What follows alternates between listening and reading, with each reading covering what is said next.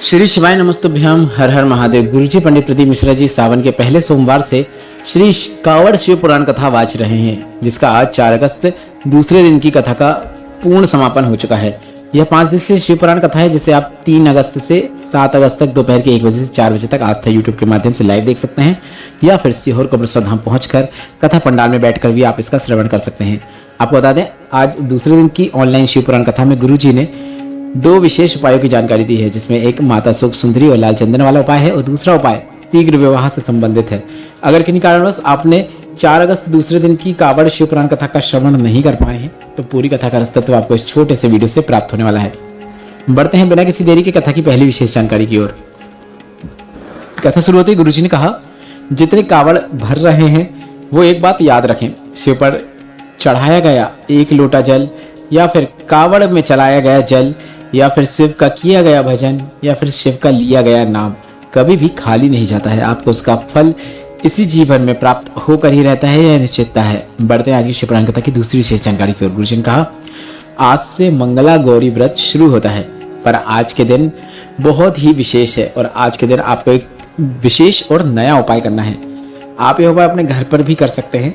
इस उपाय को करने के लिए आपको शिवलिंग में जो माता सुख सुंदरी का स्थान होता है, वहां पर लाल चंदन लगाना है, कुमकुम लगाना है, हल्दी लगाना है। तीनों चीजें तो तीनों लगा सकते हैं, नहीं तो आप इन तीनों में से एक भी चीज लगाएंगे तो भी पर्याप्त है। इसके बाद आपको एक बेलपत्र को माता सुख सुंदरी के स्थान पर रखना है। इसके बाद अपने हथेली को माता सुख सुंदरी के स्थान पर रखना है और अपने बच्चे के मंगल कार्य के लिए, विवाह हो जाए, संतान सुख हो जाए या फिर आपका घर बन जाए, मतलब कुछ भी आपके घर में मंगल जरूर हो, ऐसी कामना करना है। वह मंगल कार्य निश्चित होकर ही रहता है। यह उपाय आज के दिन आप रात्रि तक कर सकते हैं। बढ़ते हैं तीसरी विशेष जानकारी की ओर।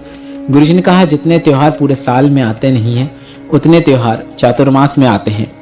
ऐसा इसलिए क्योंकि भगवान विष्णु भी सृष्टि का संचालन महादेव को सौंपकर निद्रा के लिए चले गए हैं और भोलेनाथ को प्रसन्न करने का सबसे सुनहरा मौका है, क्योंकि भोलेनाथ सबसे शीघ्र प्रसन्न हो जाते हैं। बढ़ते हैं आज की कथा की चौथी विशेष जानकारी की ओर।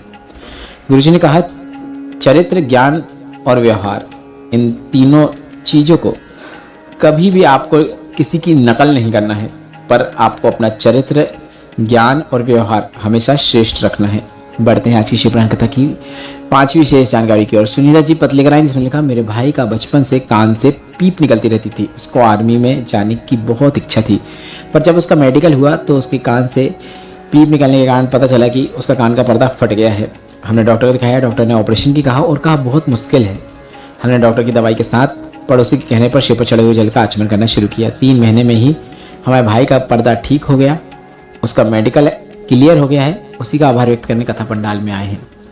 बढ़ते हैं आज की कथा की 6वीं विशेष जानकारी की ओर। गुरुजी ने कहा, अपने घर में शिवलिंग को कभी भी आपको उसे कहीं बाहर लेकर नहीं जाना है। कोई तीर्थ में, कोई मंदिर में या किसी भी स्थान में घूमने जा रहे हैं तो वहां पर उसे लेकर नहीं जाना है। वैसा ही आपको अपने घर के लड्डू गोपाल के साथ भी करना है, उसे भी आपको कहीं लेकर नहीं जाना चाहिए।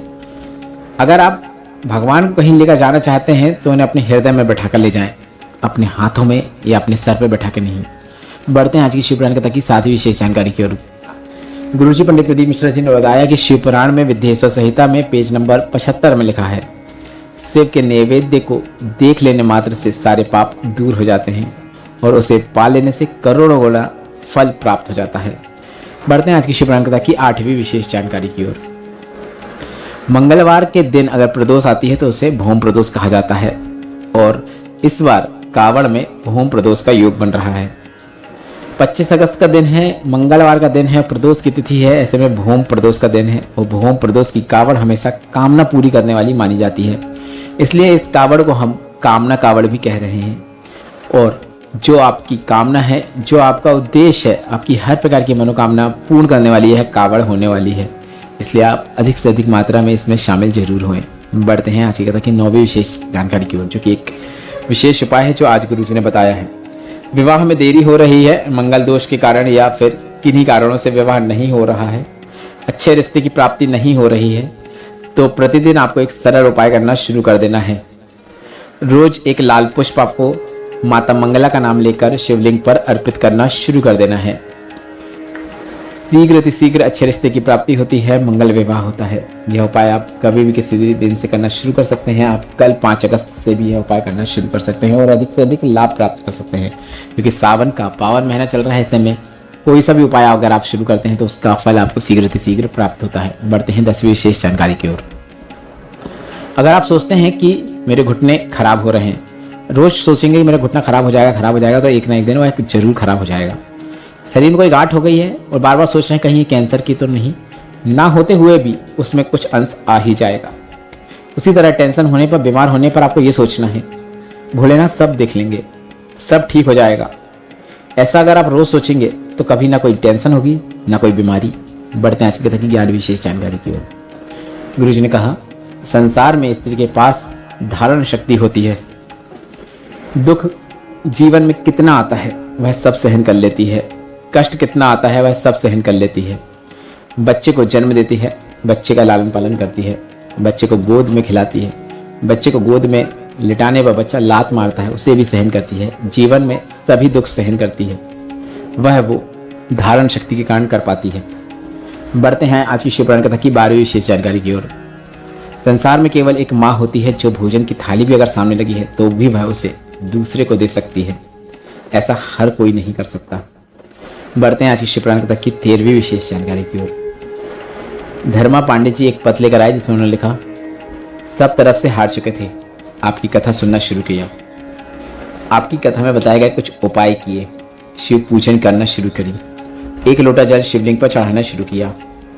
आप जैसे जैसा बताते वैसा भी हम करते। जितनी भी जीवन में परेशानियां चल रही थी वह सभी परेशानियां थोड़ा थोड़ा करके दूर हो गई हैं। बड़े बेटे की शादी पक्की नहीं हो रही थी, उसके लिए हमने कामना करी, बड़े बेटे की शादी पक्की हो गई। छोटे बेटे की नौकरी नहीं लग रही थी, उसके लिए कामना करी, छोटे बेटे की उत्तर प्रदेश पुलिस में नौकरी लग गई है। बाबा से जो मांगा है बाबा ने सब कुछ प्रदान किया है, उसी का आभार व्यक्त करने हम कथा पंडाल में आए हैं। अब आपको बता दें, गुरुजी पंडित प्रदीप मिश्रा जी 11 अगस्त को सावन शिवरात्रि के अवसर पर ऑनलाइन पार्थिव शिवलिंग का पूजन और अभिषेक करते हुए नजर आएंगे, जिसमें आप सभी ऑनलाइन घर पर ही बैठे बैठे पार्थिव शिवलिंग का पूजन अर्चन कर सकते हैं। इस पार्थिव शिवलिंग के लिए कौन कौन सी सामग्री की आवश्यकता होगी वह हमने आपको पहले ही बता दिया है। अगर वह वीडियो आपने देखा नहीं है तो अभी पिछले चैनल में जो पिछले वीडियो है उसमें जाकर वह वीडियो देख सकते हैं। इसके साथ ही गुरुजी पंडित प्रदीप मिश्रा जी 25 अगस्त को कांवड़ यात्रा करते हुए नजर आएंगे, जिसमें आप सभी आमंत्रित हैं। आप सभी सीहोर की सीवर नदी से सुबह 9 बजे से यह यात्रा शुरू कर सकते हैं। अपने साथ में आपको सभी सामग्री लेकर आना है। इसके साथ ही आपको बता दें, 17 अगस्त से 23 अगस्त तक भिलाई जयंती भाई स्टेडियम में शिवपुराण कथा होगी, यह छत्तीसगढ़ में शिवपुराण कथा होगी। वीडियो में बताई गई जानकारी अगर आपको उपयोगी लगी तो वीडियो को लाइक करके कमेंट बॉक्स में श्री शिवाय नमस्तुभ्यम या फिर हर हर महादेव जरूर टाइप करें। श्री शिवाय नमस्तुभ्यम, हर हर महादेव।